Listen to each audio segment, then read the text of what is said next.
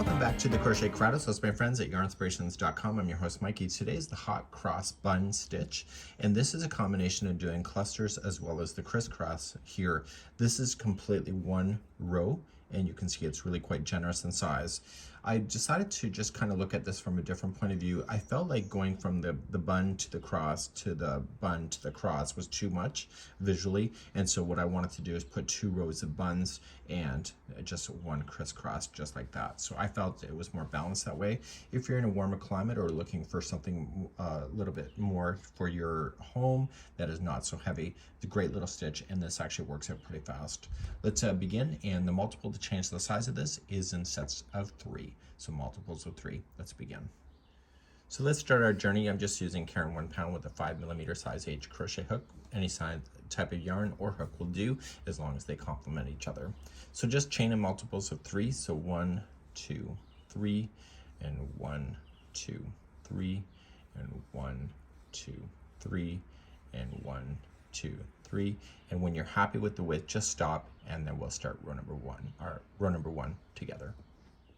To start row number 1, you're going to go second chain from the hook, so 1 and 2, and I usually get the back hump of the chain because I think it looks nicer, but if you want to go into the regular chain you can, and just single crochet into each one of the chains all the way back to the other side. This will be row number 1, and I'll see you at the end of the row.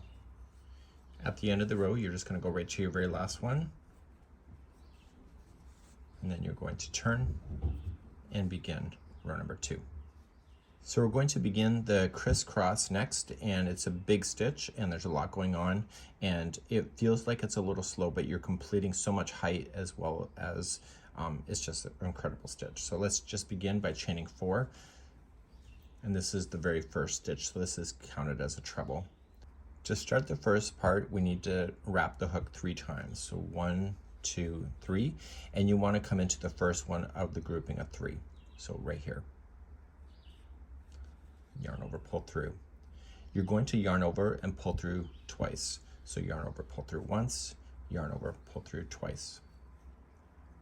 So now we're going to leave the rest on the hook, and we want to skip one and we want to come into the next one. So in order to do that, we're going to yarn over once, and then going in, pull through 2 and 2, and keep pulling through 2s all the way back up to the top. I'll demonstrate this a couple more times. To begin and finish this, you're going to chain 1, and right where they're crisscrossing, there is going to be a double crochet, and that will complete a crisscross, just like that. So let's go through it again. To start a crisscross, it's over the next 3 empty stitches. So yarn over 3 times, and come into the first one, yarn over, pull through, and you're going to yarn over, pull through once, and yarn over, pull through twice. Skip one, come to the next one over, so yarn over and go into that one and pull through, and now just keep pulling through 2s all the way back to the top. So yarn over, pull through 2, 2, 2, and 2, and then to finish this, chain 1, and you were going to, right where it crosses, double crochet. I'll show you one more time. So yarn over 3 times. Over the next 3, start with the first one, going in, pull through 2, pull through 2, then skip 1, come to the next one, so yarn over, go into that one, pull through 2s all the way back to the top. To finish it, chain 1 and single crochet into the next. Put me on pause now, and I'm going to do my last one before the edge, and you'll see me there in just a few moments from now. For those carrying on with me, by the time you get to the other side, you'll have 4 stitches left, and so the last one will be a treble, but you have a crisscross before you get there. So wrap 3 times, pull through 2 and 2, skip 1, come to the next, and pull through 2, 2, and 2, chain 1 to finish this, and right where it crosses, double crochet. So when you hit the final edge, which is this stitch, it's just going to be a treble. So just wrap twice and just go right into the last stitch. And so your crisscrossing has been completed. Let's turn our work and do the following. So the next row we're going to fill in with single crochets. So if you know that there's a chain one space that equals a stitch, so when we go to start, we are going to then just chain up one and apply one single crochet into each one of the stitches, and also the same number of chains. So in this case it's only chain one, so there's one into the space and then continued along. So just single crochet into each space and stitches all the way across, and this will complete this row, and we'll move on in just a moment. For those that are ready to move on, you are going to go right to the edge, and don't forget there is a chain 4 here, so make sure you go right into the chain work to finish that off. So if you end on the top of this one here, you'll be missing a stitch. Let's turn our work and do the next row. So let's begin. We're going to apply the clusters, which are considered the buns, and we are going to chain 4. So 1, 2, 3, that's considered a double crochet, and the fourth is a chain 1 space. Skipping just one stitch here, come to this one here, and you are going to apply a cluster. And how you do that is you yarn over and going right into that one, yarn over, pull through, and then pull through 2. And you continue to do that another 2 times. So yarn over and in, pull through 2. Yarn over and in, pull through 2. You should see 4 loops on your hook before you're ready to move on, and you're going to pull through all of it like that, and there becomes your cluster.